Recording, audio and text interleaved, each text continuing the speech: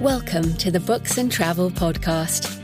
I'm j.f.penn, thriller and dark fantasy author, bringing you escape and inspiration about unusual and fascinating places, as well as the deeper side of books and travel. You can find the episode show notes at booksandtravel.page, and if you enjoy thrillers set in international locations, download one of my ebooks for free at jfpenn.com/free. Hello travellers, I'm j.f.penn. In today's episode, I talk to Helen Moat about her cycle trip across Europe to Istanbul and how it became far more than just a cycling trip, but also a chance to reassess her life. This is also a really encouraging interview because Helen says she's not a cyclist, she's not very adventurous, and she can't read maps. She rode on a sit-up-and-beg bike, didn't do much training, and took her son along as companion and map reader. She was worried about not being fit enough to get up the hills, about getting lost, getting punctures, and even about dogs chasing them in Eastern Europe, as well as worrying about what they might face along the way. But they took their time and saw the sights and got off the bikes and pushed when the hills were too steep and met lots of wonderful people. And basically, it's a tale of giving it a go, even if you haven't done much preparation or feeling like you're a particularly adventurous person. So I really enjoyed this interview, and it certainly it made me want to start cycling more. Like Helen, I prefer to walk, but you can cover much more ground on a bike. And I have done a couple of cycling holidays with Exodus, a travel company that specialises in more active adventures. We did 3 weeks down the west coast of India into Kerala a few years back, which was fantastic. Although I did come off my bike in the post-monsoon potholes, and I still have a scar on my knee from that trip. We also did the Dalmatian coast in Croatia, island hopping with bikes, which was just gorgeous. Really recommend Croatia.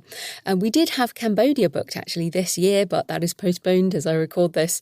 It is pandemic summer. But if you fancy doing a bike adventure and you want backup and a guide and help, there are tour companies who do trips and also lots of great guidebooks to the main cycle routes. And also, excitingly, there are post-pandemic plans to expand cycling in European cities and also across Europe. So that's a really encouraging sign, and there'll be more options to come for cyclists of all levels. So I certainly fancy getting out into the sunshine and cycling along the Danube. When you have a river on one side, it's harder to get lost, and it would be just beautiful to get out there now. So I hope you enjoy the interview. Helen Moat is an author and freelance travel writer for Wanderlust and BBC Countryfile, originally from Northern Ireland. Today we're talking about her latest book, A Time of Birds, Reflections on Cycling Across Europe. Welcome, Helen. Hi, Jill. It's good to talk to you. Oh, thanks for coming on. So the book is about cycling to Istanbul with your son, which is super adventurous. So why did you decide to take this trip? What led to it? I think it was a moment of pure madness, to tell you the truth. When I first had the idea, I mentioned it to my brother, who really is an excellent cyclist. And actually, at that point, I didn't really cycle. I like walking, but I never cycled. And when I told him that I was planning to cycle to Istanbul, he looked really puzzled. And he said, "But Helen, you're a walker, you're not a cyclist." But I had read a book by a guy called Nick Hunt, who had walked to Istanbul in the footsteps of Patrick Lee Firmer. And I thought I'd really love to do that. I was in a job I wasn't very happy in, felt I couldn't leave at that point, but imagined it was something that would keep me going maybe 3 years down the line, and I could take off and do this trip. And I figured that walking would take too long. So I decided, I'll cycle it. So that was the reason why I decided to do this trip. And a midlife crisis, I think. Well, so it was interesting that you went with your son, though, in the end. So you mentioned your brother there, but how come you ended up going with your son? And how was that? Because doing things with family can be good and bad. Yeah. Well, first of all, I'm quite a sociable person, so I didn't really fancy doing it by myself. I'm not that adventurous. But secondly, I'm really rubbish at reading maps. And my son is just brilliant. So he was actually 15 when I first mentioned it. And I said, yeah, would you cycle to Istanbul with me? And like any other 15-year-old, he said, yeah, okay, thinking it would never happen. And then when he left school at 18, I mentioned it again. And he's such a lovely guy because he had made this promise to me. He decided he would keep it. He just didn't tell any of his friends he was going cycling with his mum, as that wasn't cool. You imagine. So how long did it take you? Well, to be quite honest, a long time. It took us 3.5 months, but I did a degree in German at school. So I had friends in Germany, Switzerland and Austria.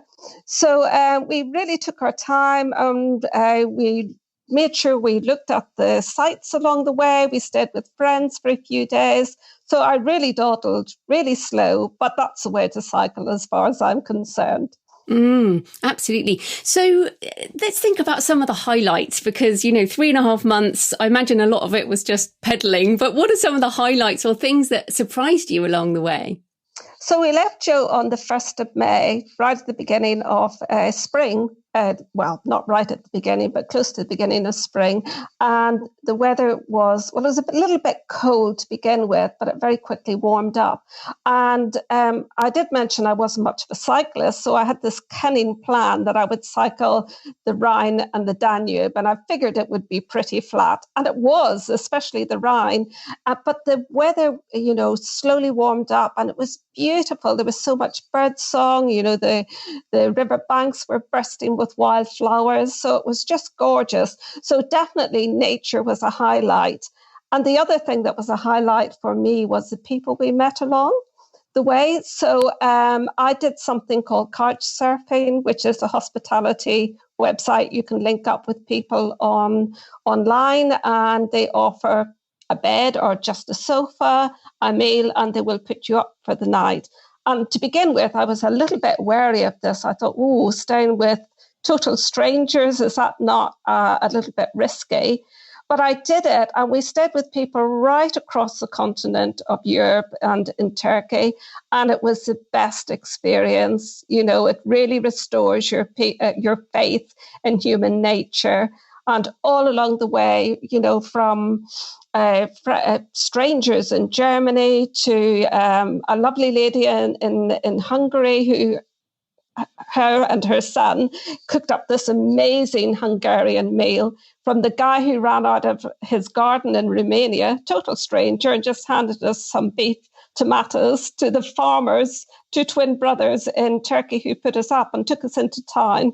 And we had this lovely evening with their farming friends, drinking tea daintily from china cups, as you do in Turkey. So yeah, it was a fantastic experience. And you've mentioned you didn't like cycling before that. So what training did you do for this? But I've had a look and you've obviously a walker, you do a lot of walking, but cycling is different. So what did you do to prepare? To be quite honest, very little. At that time, I was writing the slow guide to the Peak District for Brat guidebooks and really didn't have time. I had to do last minute edits. So I did a little bit. I think a few months before, I cycled with my son to my sister in Hitchin from Derbyshire. And, the odd little bit, but very little preparation for the trip. And what kind of bike did you buy as well? Because I've done a bit of mountain biking and it really does seem that, for example, the type of saddle can make a big difference as to how comfortable things are and, the saddlebags and that type of thing. So how did you get the bike? Well, again, really silly decision. I decided I wanted a sit up and beg bike. I could see around me better. I thought it would be more comfortable. You mentioned the saddle. The saddle was brilliant. It was really comfortable. I bought a giant sit up and beg bike. And my son joked that I was sitting on the sofa. He'd call my bike the sofa sometimes when he wasn't calling it the tank. And that's why it was so inappropriate, because it was a very heavy bicycle. Lovely to ride, great on the flat, but absolutely terrible on hills. And when I got to Dordrecht, I stayed with a couch surfing couple there. And Asher, the guy, just looked at my bike and said, "Helen, this is a bike to cross town on, not to cross a continent." So totally inappropriate. But I got there by hook or by crook. And when it got really steep, I just got off my bike and walked up the hills. And my son and I would jokingly call it, we were doing a bike hike. I love that, because I also like sit up and beg bikes. So if people don't know who are listening, it's the one with a sort of basket on the front, isn't it? So you kind of sit up straight and you definitely look like you're riding around Oxford as a student or something. But no, that's fantastic. So then the preparation, again, you mentioned you're rubbish at reading maps. Now, when people think about, let's go from England to Istanbul, I mean, did you just set off, or did you plan a route, you and your son, or how did you kind of plan it? So we did two routes, basically, two European routes, Route 6 and Route 15. I think they're called the Velo routes. The name just escapes me at the moment.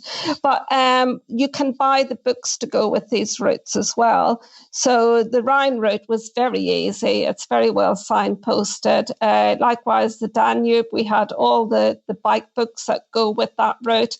And then by the time we sort of went off piste in Bulgaria and left the two rivers behind, Jamie just used his Google Maps on his phone, and he was brilliant. I mean, he would stop his bike and go 3 lefts, 4 rights, okay, straight away, straight ahead.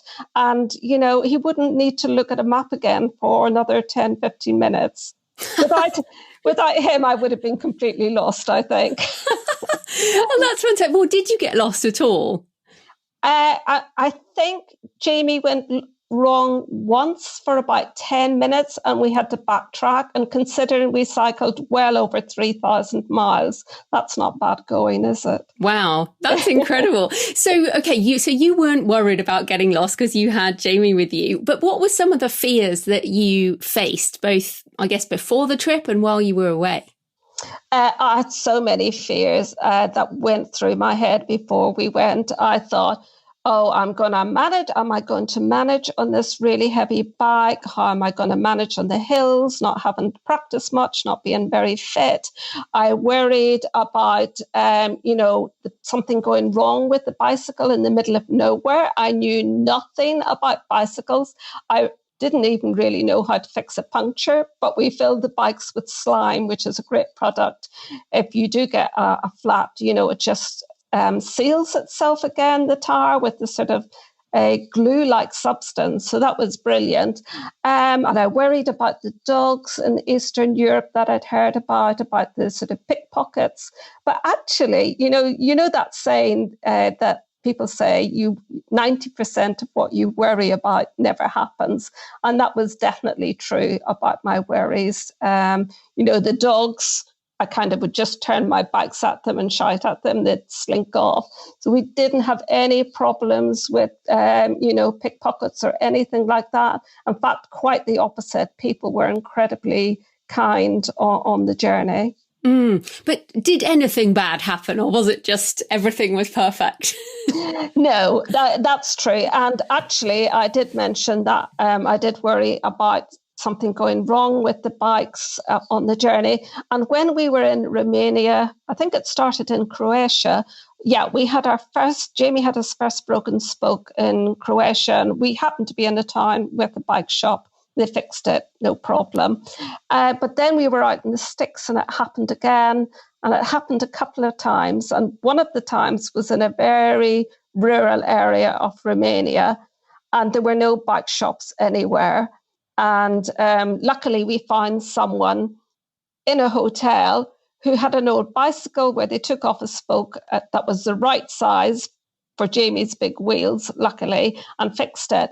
And then it happened again in Bulgaria. And this time we were about to cross the Balkan Mountains, and he broke 3 spokes within 24 hours. And we thought, we can't cycle on, but we were in the middle of the mountains. So we stopped at a little shop, and the man in there put us in touch with his son on a mobile, and they arranged for someone to drive us over the Balkan Pass into Atos in Bulgaria. So that was really lucky. And it meant that I didn't have to cycle the very steepest part of the journey. So it turned out to be quite fortuitous. Oh, well, maybe you actually caused that somehow. I sneakily snipped his spoke. Yeah, but it's interesting because, it does seem like you just sort of set off without massive preparation, and it did really work, which is amazing. But if you were giving tips to someone else who wanted to do this, or if you were going to do it again, what would you do differently, or how would you prepare differently? I would definitely I would have definitely chosen a different bike. As soon as I got home, I started cycling with a friend of mine in the Peak District, and it's not exactly flat. So I had to get out of the valley floor and go up into the hills. So I bought a hybrid. So definitely wouldn't recommend cycling across Europe on a sit-up and beg bike. Lovely as it was, I would get a good hybrid bike. And apart from that, my advice would be, if you like the idea, just do it. It's the most wonderful experience I've had in my life. And all you need to be, you don't need to be that fit. You just need to turn the pedals. My idea was I'd cycle into fitness, and I did to a large extent on the way. Oh, that is a good tip. But when you say a hybrid bike, what is that? Do you mean like a half electric bike, or? No, I just mean that a bike that is not a road bike with very thin tires. A hybrid is probably something between a road bike and a mountain bike. So you can go off surfaced roads on it, because often on our trip we were cycling alongside the river on rough tracks. So yeah. But definitely not a sit-up and beg bike. If once you're going on the hills, it's not really that great. I love that. Now, you mentioned slow travel, and you've written another book about slow travel. And I mean, I do a lot of walking. I understand walking is slow, but I kind of don't see cycling as that slow. So how is the world different when you're cycling, and what different perspective does it give you? Yeah, that's a really good question. I mean, obviously, walking is the ultimate slow travel, and you can really take in your environment. But cycling is definitely the next best thing. I mean, if I imagine doing the journey I did in a car surrounded by metal, on a bicycle, you can engage all 5 senses. You smell the wildflowers, you smell the bread from the bakery as you go past, you hear the bird song, you feel the grass against your leg as you're cycling along. So it's brilliant in that sense. And you can stop very easily. If you see somebody you want to talk to, if you see something you want to look more closely at, it's much easier to stop a bicycle than a car. And did you get off the bikes? Did you okay, we want to go see that place, we're going to lock up the bikes and walk to that? Or did you just stay on the bikes the whole time? Yeah, definitely. We would sometimes just chain up our bikes. I remember we went up to a temple on top of a hill in Germany. So we just chained up our bikes and walked up there. So we did do detours on the bike as well. We didn't always stay on the route. If there was something or somewhere we wanted to visit, we would do that. And you've obviously the book is called A Time of Birds, and you mentioned the bird song there. So why are birds so important to you? So the book isn't just a description of the journey that I did. It's also a memoir. So as I set off on the journey, my father, who was 92 at the time, he was ailing. He was in a care home, and he loved birds. He really loved nature, as I do. And so as I was cycling along, I thought about him quite a lot. When I heard the bird song, which was so, it was in springtime, the birds were nesting and mating, so there was lots of bird song. So I thought about him. And then at the end of the journey, he sadly died. I mean, as I was waiting in the airport to fly home with the bikes boxed up, this message pinged up on my phone to say that he was dying. And we had a difficult relationship in some ways. And so the book is a little bit about, coming to terms with my childhood and growing up in Northern Ireland.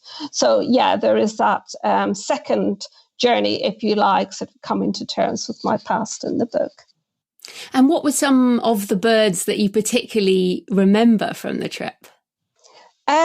Well, obviously, the storks really were a highlight, because that's not something we see in the UK. And all along the Danube, you would have these huge nests and these, fledglings that are quite big in comparison to other birds. So the storks were really something special. And the other thing in the journey as well was listening to the cuckoo, because my dad would say every spring, beginning of May, there's the first call of the cuckoo. So all along the journey, and again, the cuckoo is becoming more and more rare in the UK, in England especially. And so to hear the cuckoo on the journey was really something special. And you mentioned at the beginning that perhaps the trip was a bit of a midlife crisis, and obviously the situation with your father. But did you feel like something had healed in that trip? Like, did you resolve your crisis? Absolutely. And I mentioned that I had sort of had this goal that would get me through this difficult job, but I ended up suffering from anxiety and depression. And in the end, I had to leave my job. I left quite abruptly. So, the journey was definitely a healing, two aspects. When you're cycling, you're very much living in the moment. I talked about engaging your senses. You're just, listening to what's going on around you, focused on what you can see. And the other thing were the wonderful people I met on the way. And that really restored my faith in human nature. So it was definitely a very healing experience. And how have you taken what you learned, or I guess the practices from that trip, into your life now? Are you mainly walking or cycling, or how has it impacted you? Definitely, especially at the moment in lockdown. As you know, we can't travel very far. So I've been doing lots of walks locally, not so much cycling, because when I cycle, I like to cycle for a half day or a whole day and do, a good number of miles and hopefully go to somewhere I haven't been before. But just walking around Matlock, where I live, I've really been slowing down even more, because we can't go that far. I've been listening to the bird song. I've been very much trying to improve my knowledge of bird song recently. So, and I don't know if you feel the same way in your walks, that we're just slowing down so much more and listening and taking in just that little area around us much more than we would have done beforehand. Yeah, I know what you mean. We actually walked up, I live in Bath, and nearby Little Salisbury Hill, and the skylarks are nesting at the moment. So they're all, flitting above this sort of fort that we have on the hill. And it's just so lovely to hear the birds. And I'm like you, I'm kind of like, I love the bird song, but I'm not sure which birds it is, which is funny. So I was also going to ask you about borders, because there are borders. There's a map in the book with borders, and you've talked about the different countries, and you talk about razor wire in Eastern Europe. And since you did the trip, of course, we have had Brexit. Although, as you said, we're this year we're meant to be leaving, but who knows? It's still difficult. And of course, being from Northern Ireland, borders have had a huge impact on your life. So what are your thoughts on borders and the separations and what you've seen on the trip and in your life? Yeah, that's a really good question, Joe. And I think growing up in Northern Ireland, of course, I was very aware of the border between the Republic of Ireland and Northern Ireland.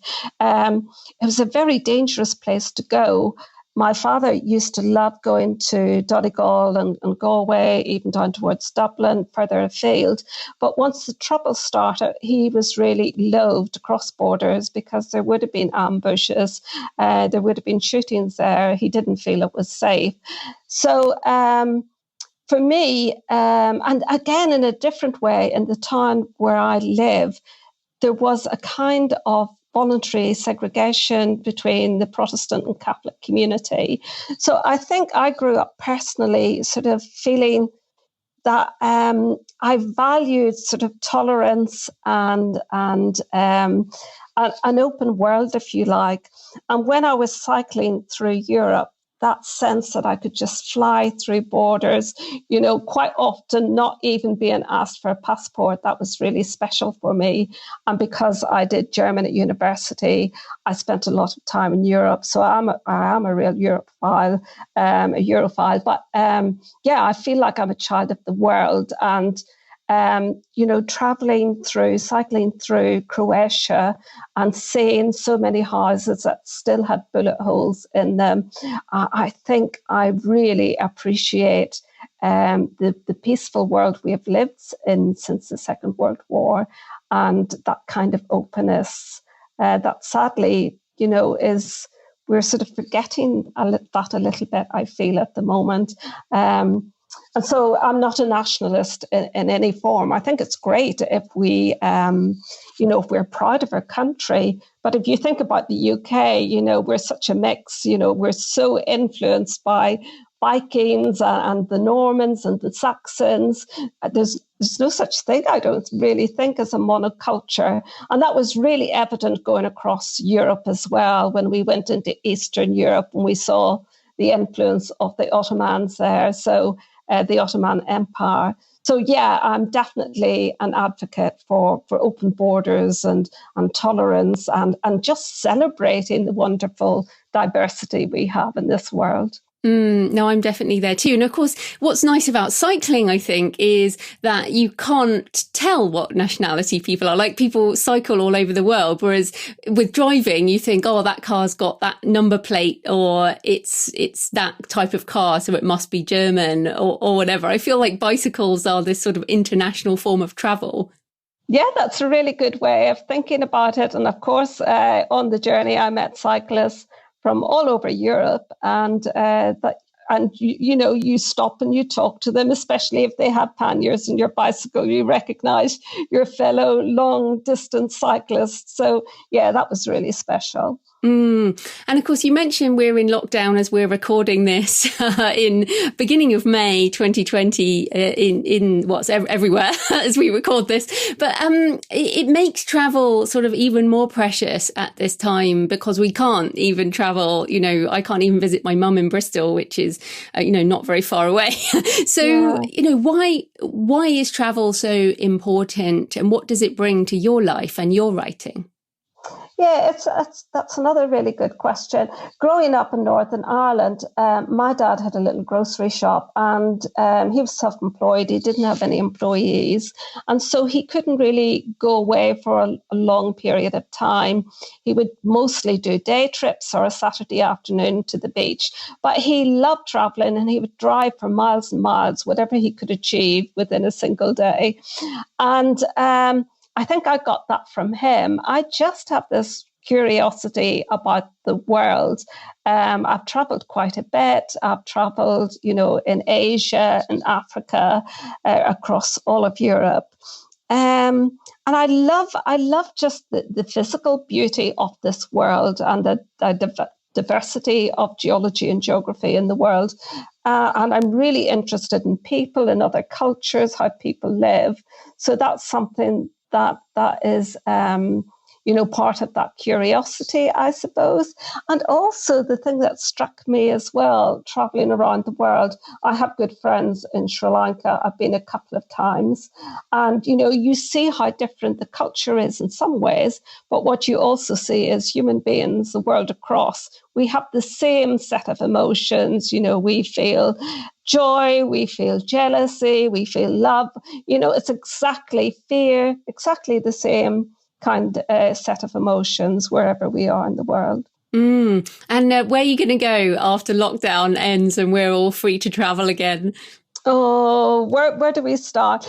Actually, I started cycling the Baltic Sea route and a couple of years with my husband and friends of mine. We did the Denmark section of the Baltic Sea route, which was beautiful. We were on ferries and crossing bridges onto little islands, and Copenhagen is a very fine endpoint. So I'd like to continue that. There's some really interesting countries along the way, like Lithuania and so on, where I haven't been. So I'd like to do that cycle trip. But so many places I'd like to go to. I really don't know where to begin. I know the feeling. When you're not allowed to go places, it suddenly, you start your list. I've got this list and I keep moving things around. Which is quite funny. But okay, so apart from your own book, which is A Time of Birds, what are a couple of other, say, 3 to 5 other books about cycling or European travel that you recommend? Oh, yeah. Have you come across Horatio Clare? No, not at all. No. Oh, he is an absolutely fantastic writer. One of my favorite books from him is called Running for the Hills. He grew up, he started off as a journalist working for the BBC, and his parents were journalists, and he grew up on a sheep farm, really in a very inhospitable place up in the Black Hills, I think, in Wales. And he's just such a lyrical writer, brilliant writer. So I definitely recommend him. And I suppose Dervla Murphy, the Irish writer, she really influenced me as well. She wrote a book, I think back in the 60s, I'm not sure, called Full Tilt, when she cycled off to India, all the way to India, and not something that women did back then. Really tough woman, takes no prisoners, passionate about travel, still very much alive and totally eccentric, living in a little town in Ireland. And she's an absolutely inspirational travel writer. And then I've got a friend, Elizabeth Gowing, who has lived for many years in Kosovo, and she's written some wonderful books about Kosovo. It's not a very well-known country, but she's written a beautiful book called The Rubbish Picker's Wife, An Unlikely Friendship in Kosovo. She spent a lot of time working with Roma and Ashkali and Egyptian communities in Kosovo, and that's a lovely book. And she also wrote another one called Travels in Blood and Honey when she first moved out to Kosovo and started looking after bees. And she has lots of fantastic recipes in that book which use honey. So she's a brilliant writer as well. And Laurie Lee, As I Walked Out One Midsummer Morning, another fantastic lyrical writer. And it's a really interesting historical look at Spain before the war. And Amy Liptrot, Outrun, she combines place and nature and a memoir. It's about the I think it's Shetland Islands.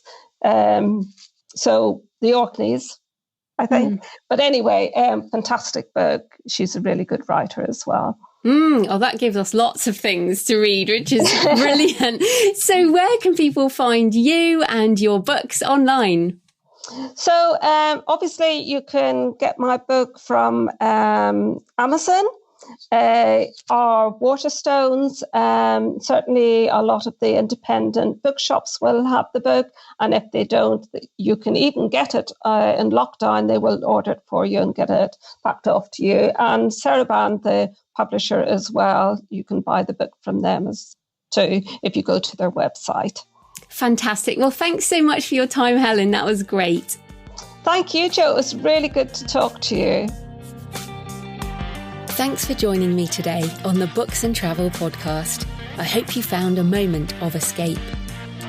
You can find the episode show notes at booksandtravel.page, and if you enjoy thrillers set in international locations, download one of my books for free at jfpenn.com/free. Happy travels until next time.